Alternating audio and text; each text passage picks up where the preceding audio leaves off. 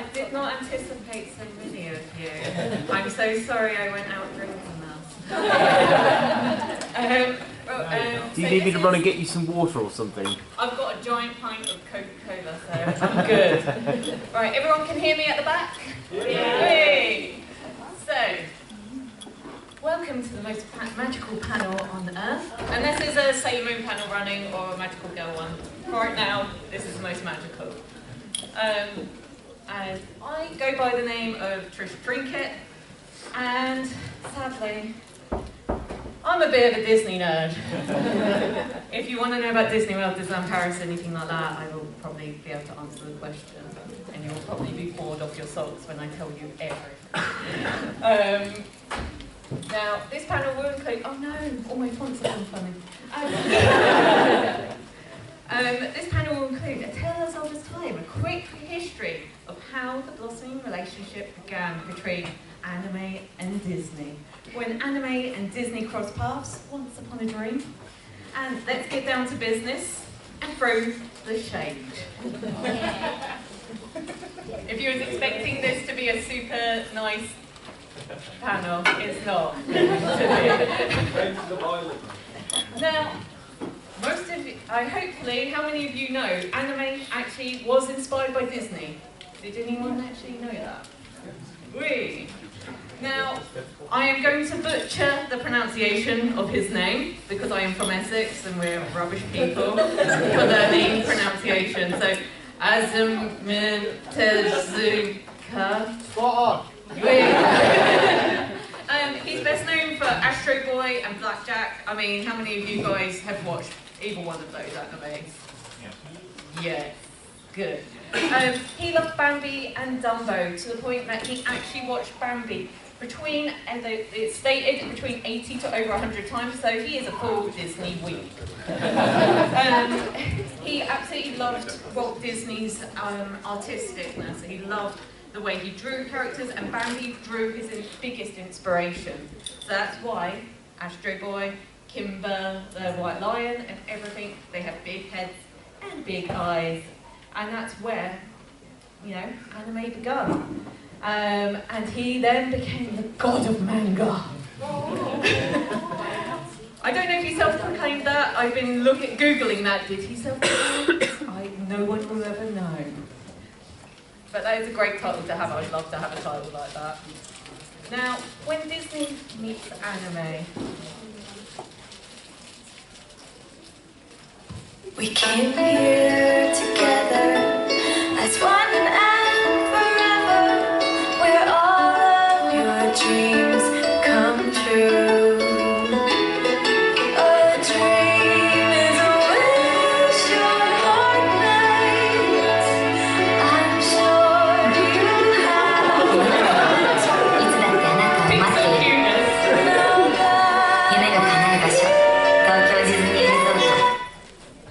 Sorry about that. It was pixelate when I used the video. I'm going to blame P-chan. So yeah, that is the Tokyo Disneyland Resort advert. I thought it was absolutely cute. When I first watched it, I did actually well up when I realised like it's a love story, and I was like, oh, that is so beautiful. So, you know, with the relationship of Disney. Now, how many of you know that actually is official Disney manga? It is very unknown, unless you're, you know, Tokyo Pop have published them. There is Nightmare Before Christmas, Finding Nemo, Alice in Wonderland, but there's only one original manga. It's called Kalela Princess. It is very cute. The only way I can explain it, how many of you have played Kingdom Hearts? Yeah. Basically, it's like a rubbish version. Basically, it's like Shugo Chara, magical girl. Kalela is a cute girl that all she dreams about is being a Disney princess, which I think everyone secretly dreams that. If not, you're all dreaming to be Mushu, the dragon. Kalela goes into this world and meets all the Disney princesses and has to defeat the Disney villains. And she's got a cute little sidekick who's a little mouse with a giant bow. It is really absolutely adorable. It is really hard to get copies of it. I actually can only get volume 1. I found it on Amazon in a tattered state. I heard they're reprinting it, so Oh, are we will be they? in luck. Because I tried to, because I actually looked it up and I was like, I can't find it anywhere. Because I was going to try and bring a whole collection of it and be like, hey guys, you can actually see it. But I literally have the tattiest copy that I got from Amazon, and it is literally, I opened the page and someone had let their child go crazy in the front page of it. I was very gutted, and they got a poor review when they said, great condition. But no, if you like magical girls, then I would look out for that. I shouldn't advertise this, it is on Manga Fox.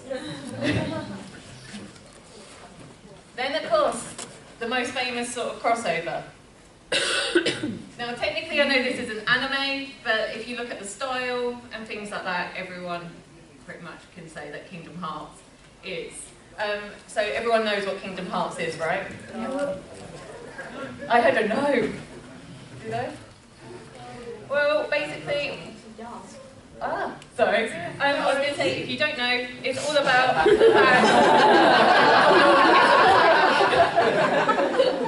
and then all of us diehard fans, we kind of feel like this.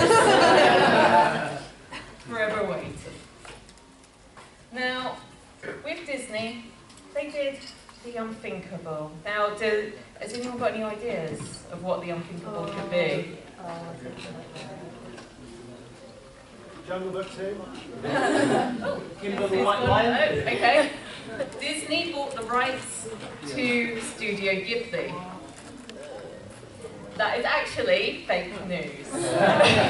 They only have the distribution rights. I've seen so many people, literally, when this happened, a few years ago, someone published it and said they bought the entire rights to Studio Ghibli, Disney own it. Oh my God, what have they done? They're going to destroy our culture.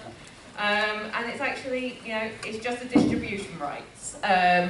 Disney actually had to fight ridiculously hard to get Princess Mononoke. They couldn't actually get it until it went on DVD. When the VHS was out, because they've been doing it since, I believe it was 1996 was the year they actually bought the distribution rights. And Princess Mononoke was the one that Studio Ghibli were like, nah mate, you can have everything, but not that. But the one thing we can all be angry about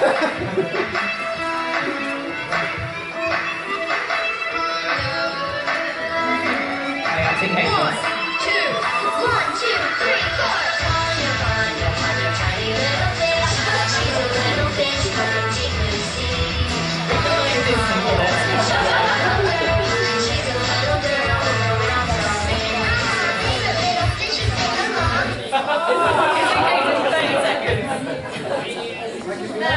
I have no idea what that is. Yeah, it was, I purposely put it in there to destroy all of you. Now, how many of you love Lion King? Yeah?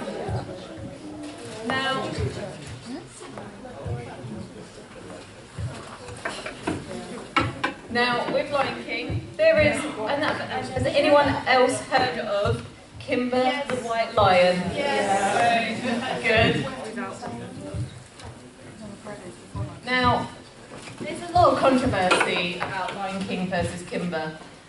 Kimber was from the 1960s, based on the manga Jungle Emperor Leo. Now, we're going back to the guy that I cannot pronounce his name. And Lion King was 1994. Now, Disney claim.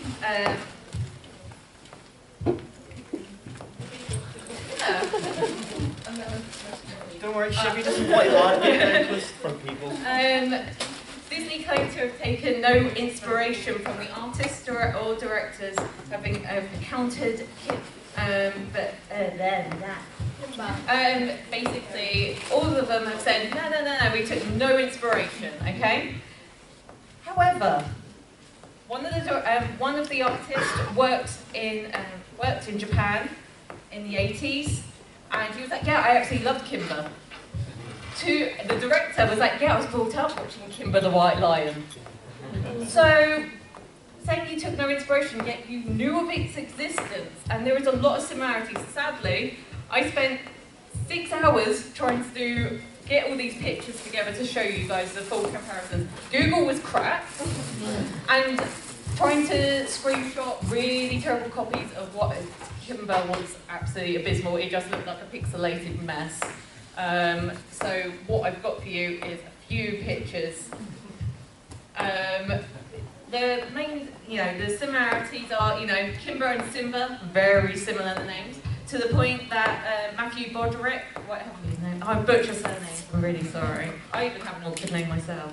And he even turned around and said, no, you mean we're doing Kimber, the White Lion, when he got offered the Lion King role to be Simba. There's literally all the characters, if you see the lineup of them, if you ever watch it, is basically Lion King. Even to the point that there is an evil lion named Claw who has a scar over his eye. And the only massive difference is that Kimber basically takes no crap. He will get on his hind legs and beat the crap out of you. Whereas Simba, would rather run off and eat bugs. So, now I want you guys to cheer, okay? As loud as possible. Everyone know this? Yay! Anyone know who this is? Yay! Now, there's actually some similarities between these two. There is Anna and Freya. Basically, both want to save their sisters and their sister and their kingdom. They're both the youngest, neither have magical abilities, and both involved in a love triangle. Then we have Polaris, Hilda, and Elsa, elder sisters, pale hair, ice powers, has a change in personality due to certain things happening. I don't want to spoil it if anyone hasn't watched Saint Seiya or Frozen. I'm hoping you've all seen Frozen, right? Then the original concept design for Elsa versus Polaris. Anyone seen kind of a similarity? So a lot of people have argued over the internet, is this a copy? Do they know about Saint Seiya? There is literally no answers for this. But what do you guys think? Do you think? They changed the whole storyline of Frozen based on the Let It Go song, didn't they? Yeah. But if you guys, do you think this is potentially one that is script or not? Say yes or no. No. No. Then, right, cheer if you know these. Yay. Cheer if you know this. Yay. Both are inspired by Jules Verne, 20,000 Leagues Under the Sea. Both female characters have blue stone necklaces. The stone is also a power source. Both have a blonde lady second in command, plus a bold black doctor. If you put the comparisons of the characters, and if we compare the sort of the transformation scene, there is quite a lot of similarities. Obviously, they are both inspired by the Jules Verne 20,000 Leagues Under the Sea book. I actually found a really great chart which showed all the similarities between them and compared to other ones. Out of all the comparisons, these ones matched up the most. So Disney must have definitely have watched Nadia because the similarities are completely the same. I mean, to the point where if I go back to the Doctor and things like that, the character designs were not featured in the book like that. It was only in Nadia, then in Disney. But there's another thing that I found a little bit fishy. Did Nadia steal from Disney's 20,000 Leagues Under the Sea? Some people were arguing over Tumblr over this, and we all know what Tumblr's like, okay guys? So serious reason debate. yeah, it was a real debate. So if you've never seen 20,000 Leagues Under the Sea movie, it's It's alright. The ride is better. You get to walk around a submarine and then crap your pants and you see an octopus. But it basically is fake news. Sorry, Tumblr people. There's only one similarity, that there's a secret base in an island with a lagoon, which doesn't feature in the book. That's the only similarity. Literally everything is perfectly matched up and things like that. Now, there are other people that have compared other animes to Disney's. I've not had them in to the PowerPoint presentation just because there was no point. There was a Little Mermaid anime before there was Little Mermaid by Disney, but they do not match up because they are the Little Mermaid anime matched up to the Hans Andersen book, which she turns into horrible sea foam and tries to murder her lover. And then goes, oh no, I'd rather be sea foam than murder you. There is someone saying that Lupin and Basil the Great Mouse Detective are the exact same. I tried watching it, like someone tried to make this whole YouTube series based on this, and it was absolute crap. Like, to the point that it didn't make any sense, and they were like, yes, this is really justified. I was like, no justifications. They just said that Basil had a jumpy personality and blah, blah, blah, blah, blah. And I was like, okay. Basil the Great Mouse Detective is based off Sherlock Holmes anyway. Yeah. And then there was, oh god, there is so many people who have tried to go, oh, this anime is based on this anime, Disney stole from this anime, that anime. In all honesty, the only ones that massively make a difference are these ones that you can put side by side and say. Now, with animes that are stolen from Disney, actually, it's really fucking hard to find anything. There are probably snippets like the theme park episodes and things like that, but there isn't actually as much stolen the other way round. I literally spent 2 weeks solidly looking, and there isn't that much, which I was actually quite shocked by. I thought there would be more. And has anyone got any questions that they would like to throw at me about anything? No? I thought this would go on longer. I feel really rubbish now. I was hoping to spread that out. But what's your favourite Disney film? What? What's your favourite Disney film? Aladdin. Right, okay. How many of you guys, when you watch Studio Ghibli, how many of you actually do watch in the dub? I was gonna say, perfect. With Studio Ghibli, obviously Disney chooses the people that voice everyone for it, and they actually do try and keep. There was a thing I was reading up about it. What they try and do is they are contracted to work for Disney, and they have to also work in the other animated features as well. So, for instance, Christian Bale, when he did Hal's voice, he was contractually obliged that he had to do a voice for Ghibli, but he also had to do a voice for a Disney film. So that was actually Pocahontas. Yeah, they thought, but they literally are contractually obliged that they have to do a Disney, and if they do Studio Ghibli, to work for them. Right. And also, how many of you have ever planned? How many of you are planning to go to Disney World? Any of you planning to go to Disney World at all in your future? One day. Maybe in Still there, like wasn't 10 years' time. It's still there. Let's say the Aladdin ride's not going to be there.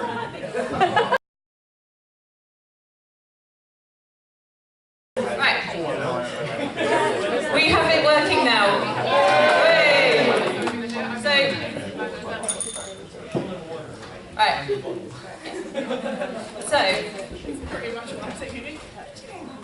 Right, everyone ready? Yay. Right, basically, I rushed through that. I practiced that panel, and it always lasted about 40 minutes when I was talking to my cat. He just likes to meow, so I assumed that was working, but obviously I went through that a bit too quick. However, I can tell you some things that you can do around Disney parks that are Japanese related or Studio Ghibli related. If you go to Disney